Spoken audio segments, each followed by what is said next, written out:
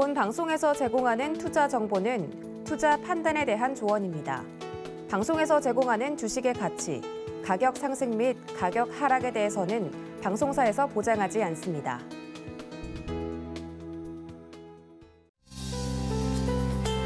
안녕하세요. 오늘장 내일장의 권민정입니다. 오늘 우리나라 증시 지지부진한 흐름 보여주면서 현재 코스피 2,400선 간신히 지켜내고 있는 모양새입니다. 0.5% 하락하면서 2,400선 딱 유지해주고 있는 상황인데요. 코스닥은 그래도 0.46% 상승하면서 강보합권의 움직임 나타나고 있습니다. 793.56포인트 현재 상황 지나가고 있습니다. 이 코로나 재확산 소식 속에서 정부가 사회적 거리 두기를 시행하지 않기 위해 이 백신을 2026년도까지 4년간 약 13조 원 가량 투자한다는 소식도 나와주고 있습니다. 시가총액 상위 종목 중에서는 오늘 6개월 보호 예수 물량이 풀리는 LG 에너지솔루션이 장중에 2.79%까지 떨어지면서 가장 큰 낙폭을 기록하기도 했습니다. 네, 계속해서 시장 상황 체크해 가면서 투자 전략 세워가시길 바라겠습니다. 저희 오늘장 내일장이 도움 드리도록 할게요. 네, 저희 방송 유튜브를 통해서도 시청하실 수가 있습니다. 유튜브 검색창에 서울경제TV라고 검색해 주시면 실시간 방송 시청 가능하시니까요. 많은 관심 부탁드리겠습니다. 본 방송에서 제공해 드리는 정보는 투자 판단을 위한 조언일 뿐 해당 주식의 가치와 수익률을 보장해 드리진 않습니다. 그리고 서울경제TV와 서울경제신문은 당사의 브랜드입니다. 서울경제증권TV와는 무관하다는 점 꼭 기억해 주시길 바라겠습니다. 7월 27일 수요일입니다. 오늘장 내일장 본격적으로 출발합니다.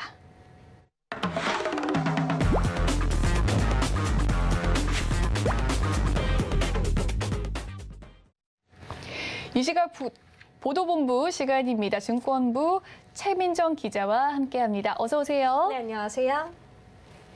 네, 그러면 오늘 어떤 헤드라인 들고 오셨을지 화면으로 만나보겠습니다.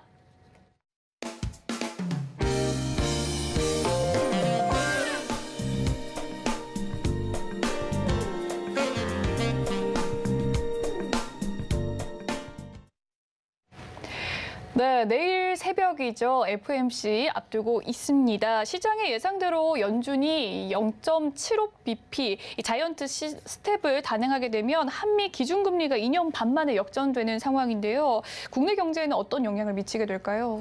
네, 현지 시간 27일 미국 FOMC 정례회의를 통해 기준금리를 결정할 예정입니다. 시장에선 연준이 기준금리를 0.75%포인트 올리는 이른바 자이언트 스텝을 단행할 것이다. 이렇게 보고 있는데요.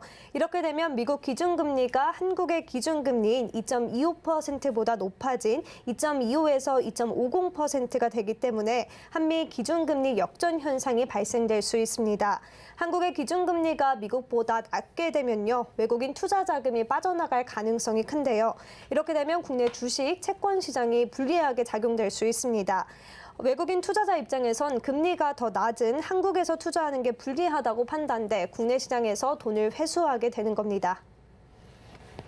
네, 다음은 부동산 소식으로 넘어가 보도록 하겠습니다. 최근 원자재 가격 상승과 더불어서 인플레이션 소식 속에 부동산 시장 침체가 발생했습니다. 이로 인해서 증권사들의 이 PF 대출에도 비상등이 켜졌다고요? 네, 지난해 증권사에서는 PF로 큰 수익을 달성했는데요. 이 같은 큰 수익은 올해는 좀 힘들 것 같아 보입니다. PF 대출 연체율이 단기간에 빠르게 높아지고 있기 때문인데요. 오늘 권은희 국민의힘 금융감독원으로부터 제출받은 자료에 따르면 지난 1분기 말 기준 국내 증권사의 PF 대출 연체율은 6.2%로 지난해 말 대비 3.1%포인트 상승했습니다. 단기간에 2배 이상 뛰어오르게 된 건데요. PF 대출 연체율 상승을 이끈 지역은 주로 전북, 충북 등 지방 지역과 함께 인천과 부산 등 주요 광역시도 포함됐습니다. 이렇게 주요 광역시까지 연체율이 높아지게 된 건 PF 대출 부실화 위기감이 더 커지고 있다는 뜻입니다. 네, 또 이 증권사들의 PF 채무 보증 규모도 점차적으로 커지는 추세인데요. 이에 제2의 저축은행 사태가 촉발되는 것이 아니냐라는 우려도 커지고 있습니다. 어떻게 보시나요? 네, 맞습니다. 방금 말했듯이 저금리 시대를 맞아서 증권사는 PF 대출 실적을 이렇게 빠르게 늘려나갔었는데요. 시장에 어려움을 겪게 되면서 채무 보증 비율이 높아지고 있습니다. 증권사들의 자기 자본 대비 PF 채무 보증 비율이 지난 2020년 말 기준으로 32.6%에서 지난해에는 35.2%로 2.6%포인트 올랐습니다. 특히 상위 10개의 증권사 채무 보증 규모는 5년 사이 약 83% 증가하기도 했는데요. 삼성증권은 5년 사이 채무 보증이 12배, 신한금융투자는 7배, 하나증권도 4.5배 증가했습니다. 이에 권은희 국민의힘 의원은 2011년 저축은행 사태의 원인으로 지목됐던 부동산 PF 대출 연체가 급증하고 있다며 금융당국은 각 업권별, 지역별 부동산 PF 대출 현황을 점검해 제2의 저축은행 사태를 재발하지 않도록 촘촘하고 선제적인 대응을 진행해야 할 것이라고 지적하기도 했습니다. 네, 마지막 소식으로 이어가 보도록 하겠습니다. SK그룹의 최태원 회장이 미국의 대규모 추가 투자 계획을 밝혔습니다.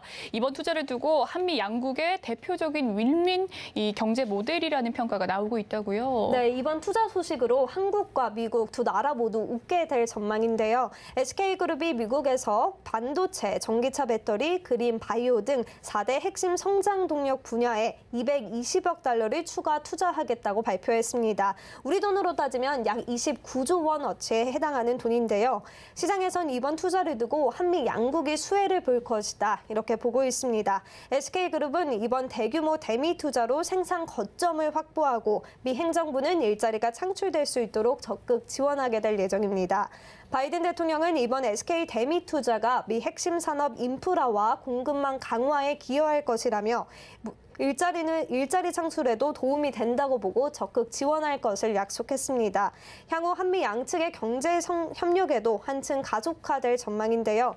SK와 협력 관계에 있는 한국 소부장 기업이 미국에 진출할 수 있도록 발판도 마련되기 때문에 한국에서 기업 일자리 창출에도 기여될 수 있습니다. 네, 이 대규모 투자 소식과 더불어서 SK그룹에서 반도체를 담당하고 있는 기업이죠. SK 하이닉스가 실적 발표를 오늘 했습니다. 역대 최대 분기 실적이라고요? 네, 오늘 SK 하이닉스가 역대 최대 분기 실적을 발표했습니다. SK 하이닉스가 전 세계 물가 상승과 또 러시아와 우크라이나 전쟁 같은 이런 대외적 상황 악재 속에서도 올해 2분기 역대 최대 분기 매출을 기록한 건데요. SK 하이닉스는 2분기 매출 13조 8,110억 원, 영업이익 4조 1,926억 원을 기록했다고 전했습니다. 이는 작년 2분기 대비 매출인 33.8%, 작년기 2분기 대출에 비해서 33.8%, 영업이익은 55.6% 각각 증가한 수치입니다. SK 하이닉스가 13조 원대의 분기 매출을 올린 것은 이번이 처음입니다. SK 하이닉스 관계자는 2분기의 D램 제품의 가격은 하락했지만 낸드 가격이 상승한 데다 전체적인 판매량이 증가하면서 역대 최대 매출을 올릴 수 있다고 전했습니다. 네, 증권부 최민정 기자와 이 시각 보도본부 함께했습니다. 말씀 잘 들었습니다. 감사합니다. 네, 이 시각 증시 브리핑 해드리는 시간으로 넘어가 보도록 하겠습니다. 김혜연 캐스터가 준비하고 있습니다. 안녕하십니까. 캐스터 김혜연입니다. 전일 미증시는 다소 부진한 모습이 나타났었죠. 월마트의 실적 전망치를 하향 조정한 여파로 지수의 하방 압력이 더해졌던 모습인데요. 여기에 FOMC에 대한 경계감도 있었던 모습입니다. 오늘 국내 시장은 이에 더불어서 또 IMF의 경제 성장률 하향 조정한 영향도 받고 있는 모습입니다. 자세한 이 시각 지수 상황부터 살펴보면요. 코스피 지수 현재 0.47%의 하락세를 보이고 있죠. 오전 장 한때 잠깐 빨간불을 켜내기도 했는데요. 빠르게 또 하락 전환을 한 모습입니다. 오늘 코스피 시장에서는 바이오 또 종이목재 관련주들이 강한 모습 보여지고 있습니다. 이어서 코스닥 지수도 확인해 보시죠. 네, 오늘 코스닥 지수는 코스피 대비해서는 견조한 모습을 보이고 있습니다. 0.42% 강세를 보이고 있고요. 793포인트대에서 거래가 되고 있습니다. 오늘 코스닥 시장에서는 정부의 재택근무 권고에 온라인 관련주들이 강한 모습이고요. 제약 바이오 관련주들도 오름세를 보여주고 있습니다. 이어서 수급도 확인해 보시죠. 네, 외국인들이 5거래일 만에 매도세를 보이고 있습니다. 기관도 현재 952억 원 매도하고 있는 모습이고요. 개인 마니홀로 매수해주고 있습니다. 이어서 코스닥의 수급도 확인해 보시죠. 반면 코스닥에서는 외국인이 5거래일 만에 매수 우위를 보여주고 있습니다. 장중에 매수 전환을 한 모습이고요. 현재 54억 원, 개인은 200억 원의 매수세를 보이고 있습니다. 이어서 오늘장 상승하는 업종 테마도 살펴보겠습니다. 교육 관련주가 상승세를 보이고 있습니다. 최근에 정부의 거리두기 권고에 교육 관련주들이 반짝 시세를 보이기도 했었죠. 오늘도 관련주들이 힘을 받을 만한 뉴스가 나왔는데요. 정부가 코로나19 확산 방지를 위해서 학원의 원격 수업을 적극 권고하겠다라고 이야기하게 되면서 오늘 비대면 수업과 관련한 종목들이 강한 모습을 보여주고 있습니다. IB 김용은 17% 급등세 보여주고 있는 상황이고요. 애니 능률도 6.12%, 아이스크림 에듀도 8%가 넘는 오름폭을 보여주고 있습니다. 네, 이어서 하락하는 업종 테마도 살펴보겠습니다. 철강주들이 쉬어가고 있는 모습입니다. 원자재값 급등으로 인해서 수혜를 받던 이 철강주와 정유사들이 수요 부진에 대한 생산 위축과 수익 악화에 대한 우려감이 커지고 있다고 합니다. 철강석 가격이 7개월 만에 처음으로 톤당 100달러 선이 깨지기도 했는데요. 지난해 같은 기간 철강석 가격은 200달러가 넘어섰었죠. 사실상 지난 1년 동안 철강 업계가 역대급 실적을 기록했던 이유이기도 한데요. 하지만 이제는 피크아웃을 우려하게 되는 상황이 됐다라고 합니다. 세계 제철 생산량의 절반 가까이를 차지하는 중국의 제철소들이 하반기에 생산을 더욱더 줄일 것으로 전망하고 있는 것도 주가에는 부담을 주고 있다라는 풀이들도 나오고 있습니다. 현대제철 현재 1.94% 하락세 보여지고 있고요. KG스틸도 1.65%, 동국제강도 현재 1%가 넘는 낙폭을 보이고 있습니다. 이어서 증시 탑10 확인해 보겠습니다. 네, 삼성전자 오늘 하락세 보여지고 있는 상황이고요. 네이버와 카카오도 하락세를 보이고 있습니다. 서울경제가 뽑은 특징주도 살펴보면요. 위메이드가 2분기 적자 전환에 약세를 보이고 있고요. 코퍼스 코리아는 최근에 김종학 프로덕션 인수로 인해서 내년부터 제작 매출이 본격 반영될 것이란 전망에 힘을 받고 있습니다. LG 에너지 솔루션은 보호 예수 물량 해제 소식에 주가 하락하고 있죠. 여기에 부진했던 실적도 주가에 영향을 미치고 있다는 풀이들이 나오고 있습니다. 네, 그럼 먼저 뉴인텍부터 살펴보도록 하겠습니다. 네, 군산에 새 공장을 가동하고 있는 가운데 폭스바겐 그룹과 또 BMW 등 유럽의 완성차 업체들이 방문 예정 소식이 나오게 되면서 힘을 받고 있습니다. 현재도 상한가 풀리지 않고 있는 모습이고요. 4,150원에서 거래가 되고 있습니다. 다음 살펴볼 종목은 현대위아가 있습니다. 네, 현대위아의 올해 실적이 1, 2분기 연속 시장의 기대치를 웃도는 깜짝 실적을 발표하고 있죠. 사륜 시스템 판매 호조를 기록을 했다라고 하고요. 또 환율 상승 덕분에 외환 손익이 증가했다는 전망들이 나오고 있습니다. 현재 8%대 강세 보여지고 있고요. 65,900원에서 거래가 되고 있습니다. 네, 지금까지 증시탑10 확인해 봤습니다. 네, 오늘 시장을 주도하는 업종과 이슈에 대해서 심층 분석해보는 마켓 로드맵 시간으로 넘어가 보도록 하겠습니다. 오늘은 골드스타 넷셋의 박철민 이사 연결되어 있습니다. 안녕하세요, 이사님. 예, 안녕하세요. 네, 바이든 대통령과 오늘의 이 SK그룹 최태원 회장이 오늘 새벽에 심도 깊은 대미 투자와 협력 방안을 논의했습니다. 그 규모만 300억 달러에 가깝다고 전해지면서 양측의 경제 협력도 가속화될 전망인데요. 세부 투자 내용 어떻습니까?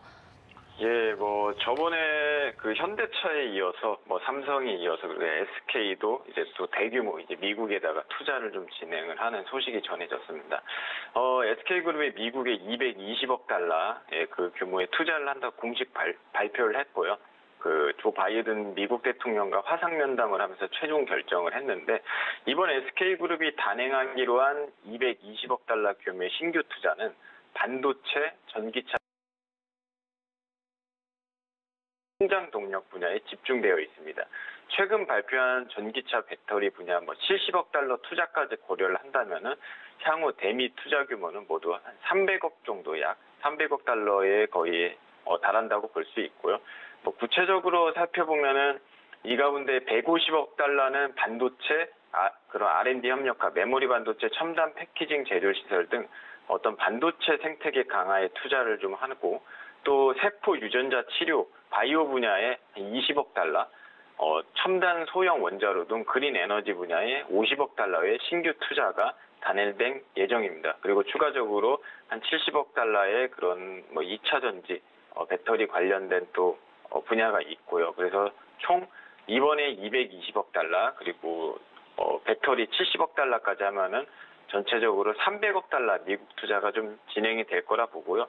직접적으로 SK그룹이 나선 SK그룹과 이 미국 바이든 대통령이 직접 이제 회의를 하면서 결정한 부분이기 때문에 차질 없이 아마 좀 현실적으로 진행이 되는 부분이다 이렇게 좀 말씀드릴 수 있습니다. 네, SK그룹의 약 300억 원 가까운 대미 투자에 대해서 전략 이야기들 살펴봐 주셨습니다. 특히나 이번에 SK그룹의 미국 투자는요, 역사적인 투자로 평가받고 있습니다. 앞서 말씀해 주신 이 4대 핵심 성장 동력 분야에 좀 집중이 되고 있는데요. 그중에서 특히나 반도체에 주목할 필요가 있습니다. 생태계 강화가 강조되었습니다. SK그룹은 국내 관련 인프라 구축에도 총력을 다할 전망이라고 밝혔는데요. 이에 따른 국내 관련 이 혜택 수혜를 받을 섹터 어떤 종목이 좀 있을까요? 네, 굉장히 포괄적으로 볼 수 있는데 일단 반도체 그런 어떤 R&D 투자는 단순히 미국 내 기업만 수혜를 받거나 미국 일자리 창출에만 그치지 않고요. 당연히 이제 미국도 수혜를 받죠. SK 하이닉스의 어떤 기술력 강화로 이어져 결국에 그 메모리든 한국 반도체 산업의 이제 본질적 경쟁을 강화하는 데 이제 역할을 하면서 다양한 그 한국 기업들도 굉장한 수혜가 좀 있을 거로 보고 있습니다. 이게 SK 관계자도 그렇게 얘기를 하고 있고요. 그렇기 때문에 반도체, 전기차 등 미국에 대규모 투자할 경우 이제 미국 기업만 다시 한번 말씀드리면 수혜를 보는 게 아니라 SK와 협력 관계에 있는 한국의 소부장 기업이 여러 가지 이제 미국에 진출할 수 있는 그런 발판을 마련할 수 있다는 점에서 국내 그런 스몰캡 기업에도 수혜인 이슈라고 볼 수 있습니다. 또 SK그룹은 오는 2026년까지 247조 원 가운데 179조 원을 국내 투자에 이렇게 진행될 거라고 이제 또 발표가 돼 있죠. 그래서 국내 투자에도 상당수 이제 그런 어떤 진행이 되기 때문에 전체 투자 규모의 70%가 넘는 금액을 국내에 투자하기로 한 것은 반도체와 같은 핵심 생산 기반과 R&D 기반이 국내에 있는 만큼 국내 인프라 구축과 그런 어떤 연구 개발 등이 뒷받침되는 게 반드시 필요하기 때문입니다. 그래서 결론적으로 딱히 어떤 섹터가 수혜 본다 이렇기보다는 반도체, 2차 전지, 바이오 등 할 것 없이 국내 관련 섹터들 아무래도 직접적으로는 SK 관련주들이 좀 수혜를 볼 것이고 이와 연관된 다양한 어떤 소부장 기업들이 이번 대규모 미국 투자 발표에 포괄적인 수혜를 볼 수 있다. 이렇게 좀 말씀드릴 수 있겠습니다. 네, 이번 SK그룹의 대미 투자로 인해서 SK그룹뿐만 아니라 전반적인 소부장의 스몰캡 기업까지 훈풍을 이어갈 수 있다라고 전망을 해주셨습니다. 특히나 이 바이든 정부는요, 인프라 부양책을 통해서 전기차 산업을 좀 진흥하기로 하는 목표를 가지고 있는데요. SK그룹의 전기차 배터리와 그리고 그린 에너지 투자로 양측의 시너지 기대되는 상황이죠. 국내 소부장 기업이 또 미국 진출의 발판을 마련할 수 있을지가 기추가 주목됩니다. 성장세를 기대해 볼 섹터 어떤 것이 있을까요? 예, 방금 이제 질문에서 나왔는데 맞습니다. 부품 소재 장비는 우리나라 그 소부장 기업들이 반도체도 그렇고 전기차, 배터리 이런 또 자동차 부품 등 우리나라 산업의 기본이 되는 산업들입니다. 특히 이 중에서도 이제 질문하신 것처럼 2차 전지에 대한 성장세가 다시 한번 저는 또 나올 거라 이렇게 생각을 하고 있습니다. 최근 발표한 전기차 배터리 분야 70억 달러 투자까지 고려한다면은 2차 산업 성장성은 굉장히 좀 커졌다고 볼 수 있습니다. 그 2차 전지 하면은 우리가 여기 제가 참 많이 다루게 되는데 LG 에너지 솔루션 일단 생각하기 마련인데 SK도 2차 전지 파트가 있습니다. SK 계열사인 SK온이라고 2차 전지 수주를 위한 그런 어떤 최근 들어서 좀 적극적인 전략을 좀 펼치고 있는 기업인데요. 실제 SK온이 당장 최대 1조 3천억 규모의 미국 전기차 배터리 공장 장비를 발주한다는 또 소식이 전해졌고, 그래서 이게 SK온은 상장이 안 되기 때문에 여기에 이제 관계사인 SM코어 주가가 어제 오늘만 거의 한 20% 정도 오르는 그런 급등하는 모습을 보이고도 지금 있거든요. 그래서 또 이번 SK그룹 미국 대규모 투자가 이런 SK온 그리고 SK온의 관계사인 SM코어에 먼저 이제 직접적인 수혜주라 말씀드릴 수 있고요. 지금 미국만 해도 뭐 테슬라, 포드 등 새로운 전기차가 계속 나오고 있고, 뭐 고성능 배터리 수요는 늘면서 좀 경쟁은 계속 심해지고 있거든요. 당장 우리나라만 해도 올해 뭐 아우디 Q4 이트론이라던가 뭐 아이오닉 6 발표 등이 있고 수요도 많아질 거로 보고요. 지금 미국 내 뭐 진출도 LG 에너지 솔루션 배터리와 또 중국 업체 뭐 이렇게 굉장히 다각도로 이제 경쟁을 하고 있는데, 이번 미국 투자 SK가 직접적으로 미국에 투자를 하면은 당연히 이 SK온이 아무래도 조금 더 수혜를 받을 수밖에 없고, 그러면은 그 미국 내 전기차 기업에 좀 더 어떤 발주하는데 좀 더 유리한 그런 어떤 부분이 달성되지 않나 이렇게 생각을 합니다. 그래서 이번 미국 투자로 SK 관련된 2차 배터리 진출 확장이 좀 더 적극적으로 연결되지 않을까 이렇게 생각이 들고요. 아무래도 SK온 뭐 관련주로는 양극재 기업은 에코프로 BM, 그리고 분리막은 SKI 테크놀로지 등 뭐 수혜주들이 있고, 그리고 뭐 이런 어떤 수혜주들이 꼭 SK 관련주만 볼 수 없고 또 2차 전지 관련주라고도 볼 수 있거든요. 그래서 앞으로도 이런 미국 대미 투자가 다시 한번 뭐 당연히 이제 반도체라든가 바이오라든가 여러 가지 섹터들이 굉장히 많이 있는데, 향후도 지금 요즘에 가장 핫한 이슈가 지금 2차 전지잖아요. 또 2차 전지가 많이 필요한 거는 이제 전기차 이슈가 굉장히 커지다 보니까, 그래서 향후도 뭐 2차 전지 관련 섹터들 성장성 계속적으로 좀 나올 것으로 좀 긍정적으로 저는 이렇게 보도록 하겠습니다. 네, 향후 2차 전지 관련 섹터에서 주목해볼 만한 기업들 선정을 해주셨는데요. 특히나 2차 전지 수주에 적극적인 전략을 펼치고 있는 LG 엔솔부터 또 SK온 이야기를 해주셨습니다. SK온은 현재 상장이 되어 있지 않은 기업으로 SM코어를 좀 집중적으로 봐주시라라는 이야기 해주셨고요. 이 관련주로서 에코프로비엠도 말씀을 해주셨네요. 한편 SK하이닉스는 오늘 오전이죠. 2분기 매출 실적 발표가 있었습니다. 매출 신기록을 다시 썼지만 메모리 반도체 수요 감소와 재고 증가로 인해서 내년에는 좀 이 시설 투자 규모 축소 가능성을 밝히기도 했는데요. 이번 SK그룹발 호재로 SK하이닉스가 다시금 성장 동력을 확보할 수 있을지 궁금합니다. 이 자세한 투자 전략과 함께 유의미한 성장세를 보일 종목들도 이야기해 주시죠. 예. SK하이닉스 최대 분기 실적이 나왔는데 뭐 주가는 좀 부진한 모습이죠. 아무래도 디램과 뭐 낸드 플래시 평균 가격이 뭐 하반기에도 계속적으로 좀 하락세를 이어가지 않을까 이렇게 좀 전망되는 부분이고요. 그 SK하이닉스 등 국내 주요 반도체 기업의 수익성 확보에도 좀 적신호가 켜진 셈인데, 업계에서도 하반기를 기점으로 좀 뭐 업황이 개선될 거다 이런 얘기도 있었는데, 지금 전쟁도 지속되고 글로벌 경기 침체 속에서 지속적인 가격 하락이 이어지고 있습니다. 그런 어떤 우크라이나 전쟁과 인플레이션으로 뭐 반도체 수요라든가 뭐 가전 수요 이런 게 악화 영향으로 전체 반도체 재고가 증가하고 있다 이렇게 보면 될 것 같고요. 즉 공급은 계속되는데 그런 어떤 경기 침체로 인해서 수요가 불안정하고 수요 공급 법칙에 따라서 가격 하락까지 나오고 있다. 그래서 수익성이 악화되는 문제점이 반영돼서 관련주가 지속 약세되고 있다. 이렇게 좀 말씀드릴 수 있겠습니다. 사실 뭐 삼성전자도 그렇고요. SK하이닉스 같은 대규모 반도체주들 현 시점에서 저평가 대형주라는 점은 뭐 누구나 알고 있는 사실입니다. 그래서 잠깐은 주춤해도 반도체 관련 수요는 앞으로도 좀 계속 꾸준할 거라 보고 있고요. 또 하나의 미래 성장 동력인 것은 또 부정할 수 없는 사실이잖아요. 그래서 굉장히 뭐 장기적으로 보면 괜찮다고 봅니다. 근데 어쨌든 간에 중단기적으로 반도체주들, 특히 이제 삼성전자나 SK하이닉스 상승 흐름은 좀 제한되어 있는 이슈가 있어요. 중단기적으로는. 그래서 추가 부진에 대해서는 좀 생각을 해봐야 되는 부분이고요. 다만 SK하이닉스가 뭐 현 시점 밸류 대비 지나친 좀 저가인 부분이 있다고 봅니다. 그래서 뭔가 이제 투자 전략이라 하면은 뭔가 좀 굉장히 어떤 컨트롤을 하는 그런 부분을 좀 말씀드리고 싶은데, 이런 대형주, 저가 대형주들 SK 하이닉스를 투자 전략을 드리기보다는 좀 갖고 있으신 분들은 뭐 중장기 홀딩을 생각하고 좀 기다리거나 이렇게 현 시점에서 어느 정도 좀 진입을 하면은 굉장히 좀 밸류 대비 안정적인 가격이기 때문에 향후 장기적으로 봤을 때 당장은 좀 주가가 굉장히 좀 재미없을 수도 있어요. 근데 안정적인 수익은 향후 장기적으로 이렇게 나오지 않을까 이렇게 좀 생각이 듭니다. 그리고 또 뭐 유의미한 그 종목을 좀 드리자면요.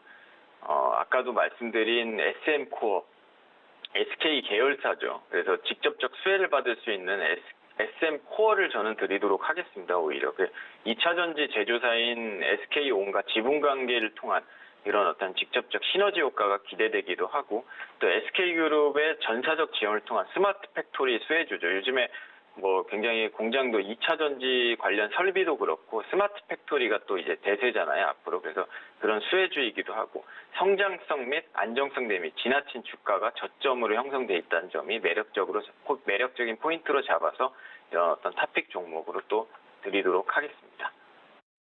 네, 전반적인 반도체 관련주 투자 전략 제시해 주셨는데요. 대규모 반도체주 현재는 주춤하고 있는 모양새지만 저평가되었다. 미래 성장 동력이 있는 가치가 있는 기업들이 많다라고 이야기를 해 주시면서 중장기, 중단기 전략으로는 크게 상승하지 않더라도 중장기적인 관점에서 모아가면서 안정적인 상승세 확보하는 과정으로 주목해 보면 좋을 것 같다라고 말씀을 해 주셨습니다. 지금까지 골드스타 넷셋의 박철민 이사와 함께 했습니다. 말씀 감사합니다. 예, 감사합니다. 네, 이어서 김한진 박사님과 시장의 핵심 이슈를 심층 분석하는 시간이죠. 김한진의 증시 항방으로 돌아오도록 하겠습니다.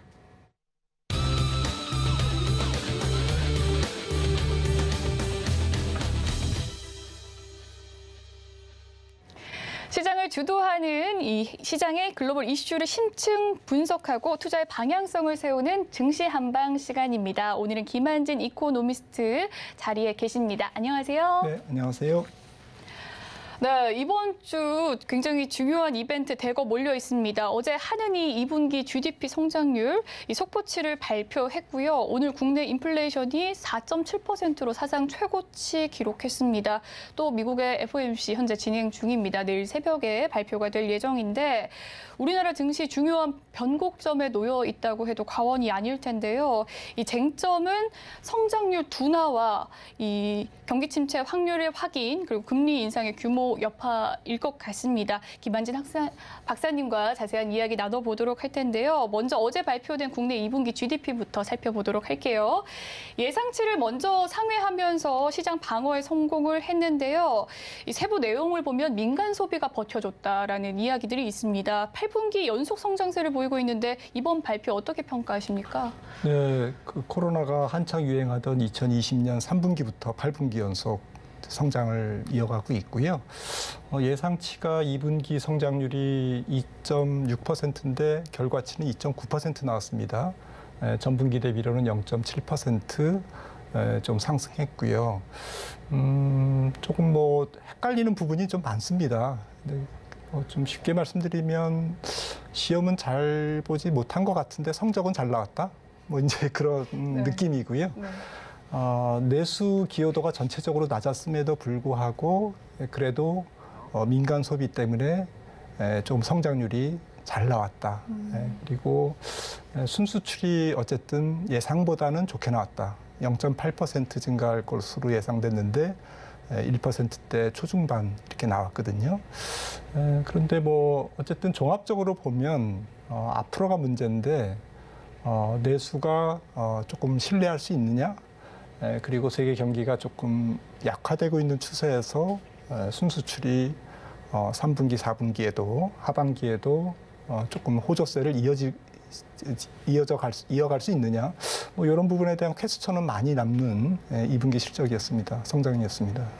네, 앞서 말씀해 주신 것처럼 시험을 잘 보진 않았는데 성적이 좋았다, 실적이 좀 좋았다라고 이야기를 해 주시니까 뭔가 좀 찜찜한 마음도 듭니다. 사실 말씀처럼 리오프닝 관련주 흐름도 굉장히 좀 미미했고요. 물가는 고공행진의 경제 회복은커녕 위기라는 말까지 들려왔었는데요.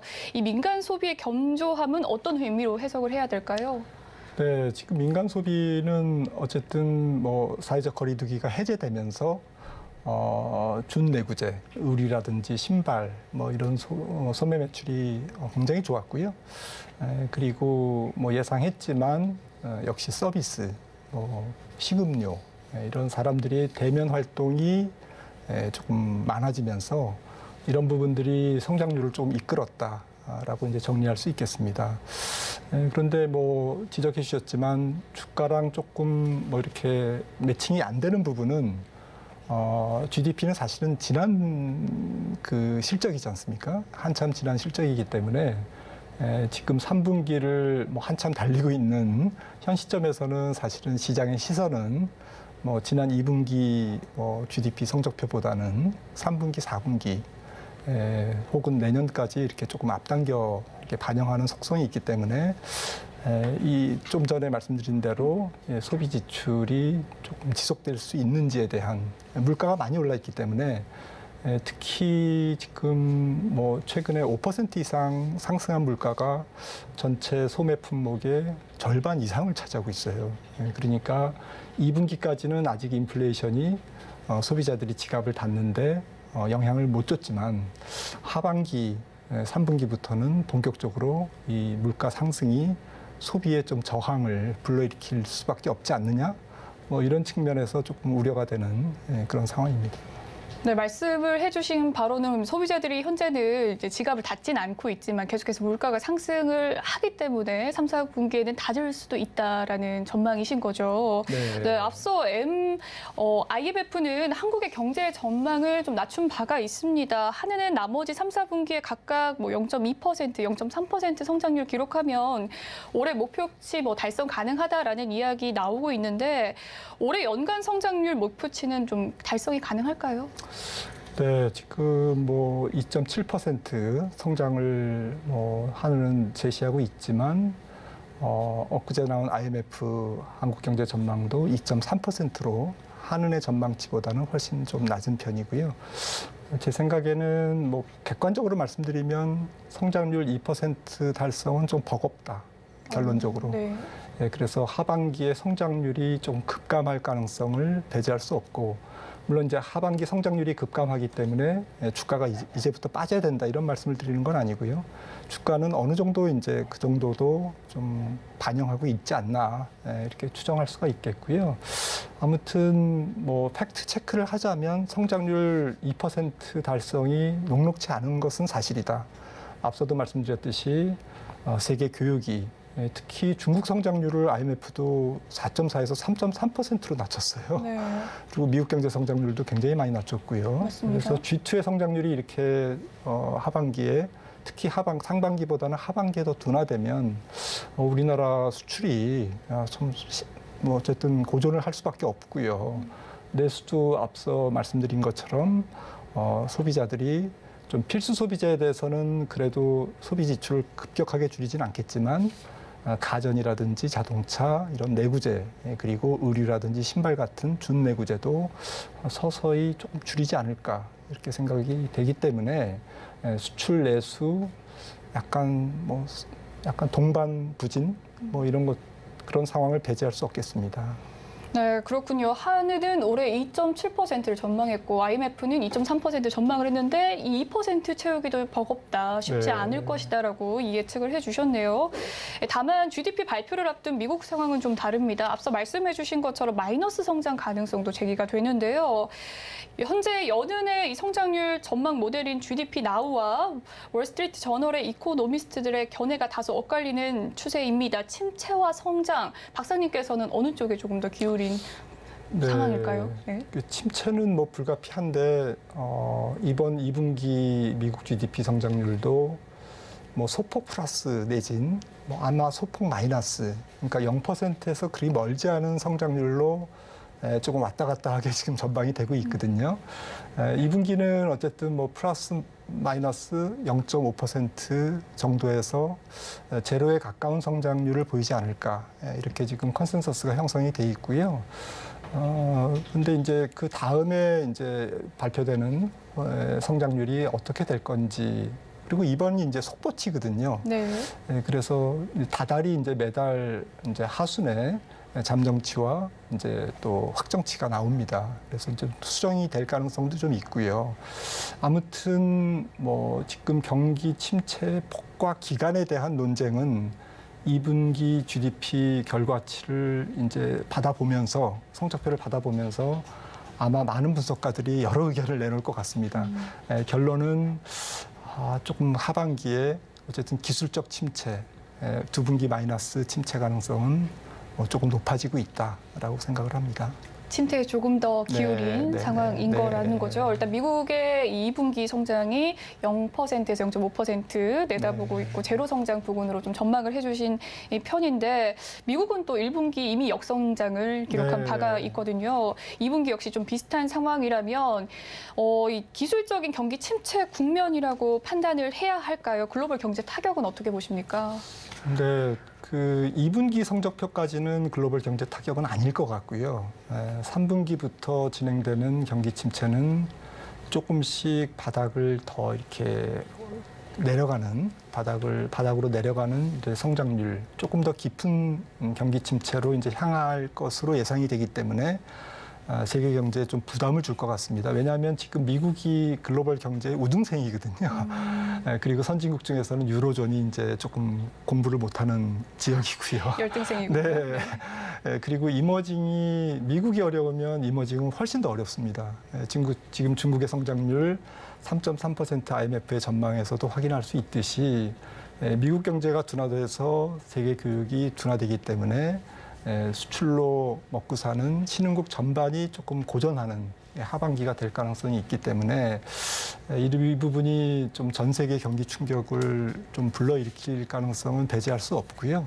하지만 뭐 하반기 전체로 보면 그래도 미국은 소위 NBER 전미경제협회에서 조금 진단하는 경기 침체까지는 아니다. 그러니까 수분기 동안 수개월 동안 광범위하게 경기가 침체되는 그러니까 아주 굉장히 고약한 침체까지는 하반기는 없을 거다라고 생각을 하고 있기 때문에 다만 이제 조금 폭이 얕은 경기 침체 이 부분이 좀 있을 가능성이 있고요.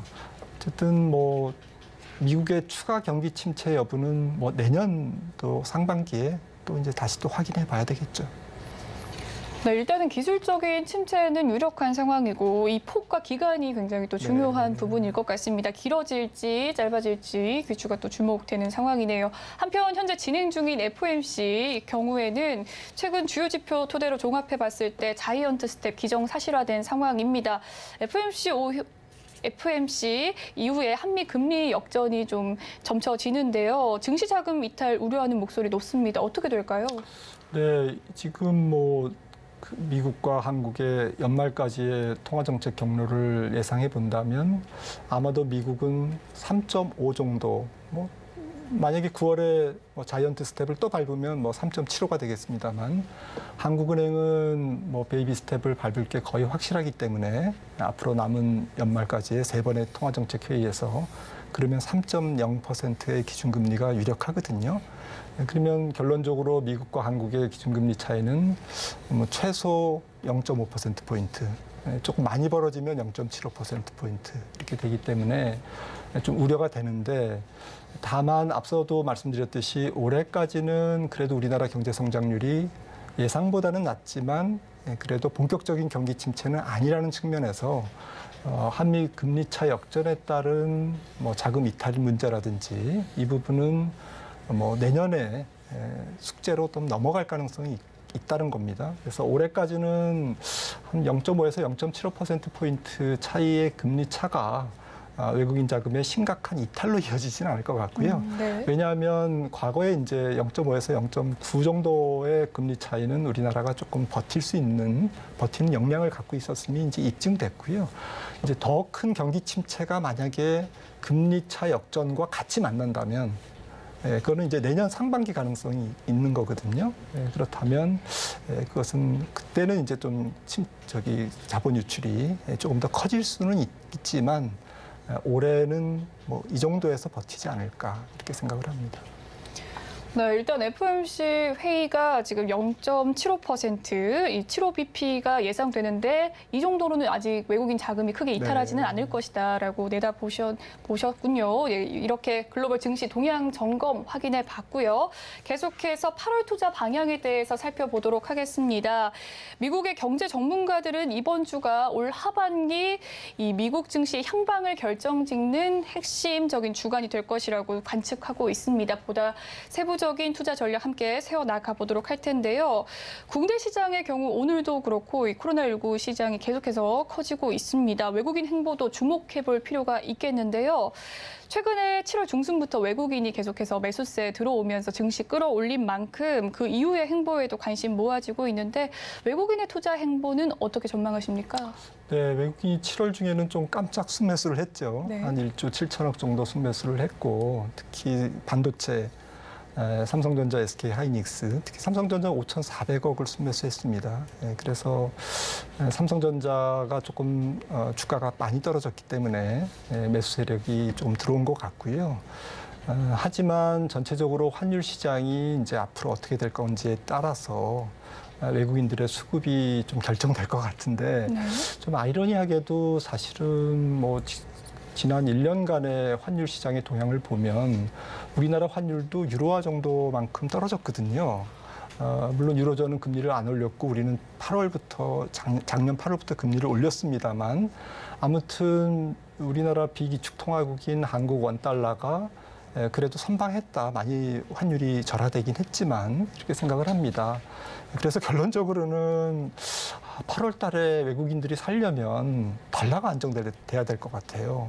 달러 환율이 안정돼야 된다는 얘기는 결국 유로화가 좀 버텨줘야 된다. 네. 유로화가 조금만 떨어지면 1.0 이하로 달러당 페리티를 깰 수 있거든요. 이렇게 페리티를 깬다든지 이런 문제는 결국 원달러를 위쪽으로 평가 절하 쪽으로 끌고 갈 거고 그런 경우에는 외국인들이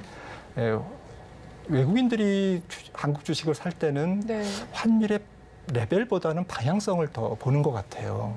그래서 원달러가 1,400원을 향해서 1,350원이나 그 위를 향해서 움직이는 추세인지 아니면 반대쪽으로 안정되는 추세인지 이 추세에 대한 전망이 중요한데 그게 우리나라 내부의 문제라기보다는 좀 글로벌 달러, 특히 유로화. 근데 유로화는 지금 좀 아이러니하게도 푸틴이 지금 열세를 쥐고 있거든요. 그쵸, 가스밸브를 열었다 잠갔다 하면서요. 이제 그 부분이 조금 예측이 어려운 부분일 수도 있는데요.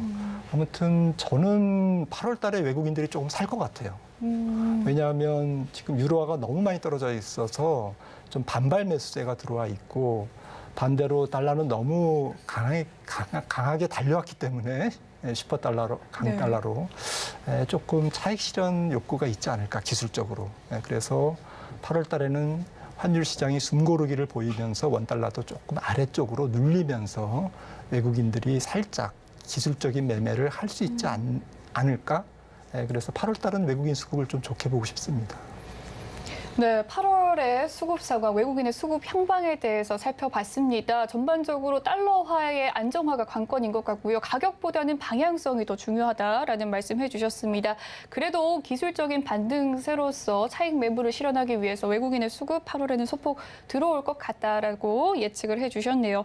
이번 주를 하반기 투자 전략 수립의 골든타임으로 보는 시각이 많거든요. 특히 연준의 긴축에 따라서 시장 이제는 안정을 찾지 않을까라는 가능성도 높아지고 모아지고 있는데 그러면 이제 기술주와 성장주에 대해서 관심을 많이들 모아질 것 같습니다. 기술주와 성장주에 대한 투자 전략 앞으로 향방 어떻게 보십니까?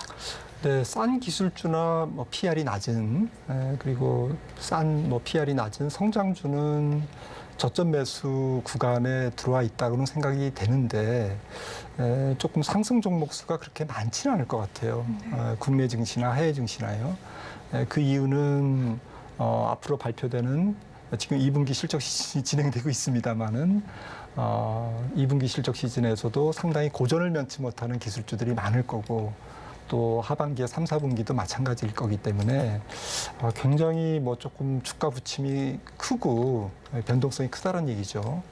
그리고 그런 뭐 여러 가지 실적 역풍을 뚫고 좀 올라가는, 그러니까 실적이 굉장히 뭐 이렇게 서프라이즈하게 나오면서 어쨌든 뭐 주가가 좀 선전하는, 반등하는 그런 종목들의 숫자는 굉장히 조금 줄어들 가능성. 네. 그래서 종목 고르기가 좀 어려울 것 같아요. 보물찾기 같이. 그래서 조금 뭐 저점을 노리면서 사는 건 좋고 네. 또 기존에 주식을 많이 들고 계신 분들은 조금 저평가돼 있는 성장주를 좀 갈아타는 교체 매매를 하시는 찬스는 제공해 줄 수 있겠지만 네. 여전히 조금 현금 비중을 높게 가져가면서 조금 저점 매수 전략을 취하는 게 좋지 않을까 이렇게 생각을 합니다. 결국은 좀 실적이 좋은 종목을 네. 발굴해내는 게 가장 큰 포인트일 것 같네요. 우량 기술주나 아니면 안정적인 성장주 위주로 좀 매매를 해야 될 것 같고 아직까지는 그래도 현금 비중 확보가 필요하다라는 말씀 덧붙여 주셨습니다. 이 경기의 저점론이 확산되고 있습니다. 이러면서 8월에 썸머랠리에 대한 기대감도 높아지고 있는데요.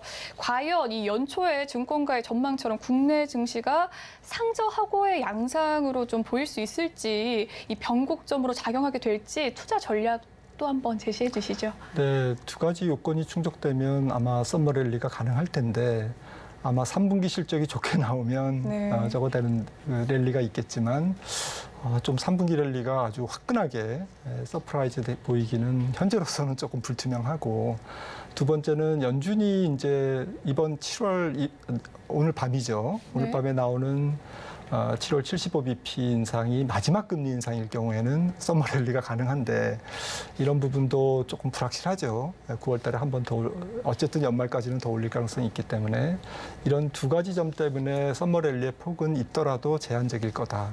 그러니까 앞으로 하반기 전체가 좀 U자형의 낮은 레인지 안에서의 박스권 장세일 가능성이 있고 그 사이에 앞서 말씀 나눈 환율이라든지 이런 부분 때문에 외국인들의 수급이 간헐적으로 유입이 되면서 베어마켓 랠리를 만들 수는 있지만 그 랠리의 폭은 조금 제한적이지 않을까라고 생각을 합니다. 네, 3분기 실적의 이 서프라이즈 쉽지 않을 것이라고 내다봤고요. 오늘 새벽이죠. 내일 새벽에 있을 FOMC 회의 인상이 지금 시장의 예측치와 부합하더라도 9월과 11월에 또 상승을 할 수 있으니까 이 8월의 증시 전략으로서 하반기 낮은 레인지로 좀 지루한 낮은 박스권 전망하고 계셨습니다. 8월의 투자 전략과 하반기 투자 전략 살펴봤는데 그럼에도 불구하고 박사님이 좋아하시는 종목 하나 있으시다면 꼽아주실까요? 네, 뭐 종목을 말씀드리기는 뭐 저도 종목을 좀 잘 모르고요. 네. 근데 전반적으로는 현금보다는 조금 하반기에 좀 배당을 많이 주는 그러면서 주가가 좀 낙폭이 충분히 떨어진 그리고 PER도 낮은 이런 종목들은 연말까지 좀 가져가도 되지 않을까. 그런 종목들은 오히려 현금을 갖고 있는 것보다는 네. 그렇게 나쁘지 않을 가능성을 조금 말씀드리고 싶고요. 그래서 현금 대신에 뭐 배당주, 경기 방어주를 가져가는 것은 좀 좋겠다. 저도 이제 그렇게 생각을 하고 있습니다. 네, 좋습니다. 지금까지 김한진 박사님과 글로벌 증시 동향과 더불어서 8월의 투자 전략까지 함께 했습니다. 말씀 잘 들었습니다. 본 방송에서 제공해드리는 정보는 투자 판단을 위한 조언일 뿐 해당 주식의 가치와 수익률을 보장해드리진 않습니다. 그리고 서울경제TV와 서울경제신문은 당사의 브랜드입니다. 서울경제증권TV와는 무관하다는 점 꼭 기억해 주시길 바라겠습니다. 오늘 준비한 소식은 여기까지입니다. 잠시 후 마감 임박 60분의 승부도 많은 시청 부탁드리고요. 저는 내일 낮 2시 생방송으로 다시금 찾아뵙겠습니다. 시청해주신 여러분 고맙습니다.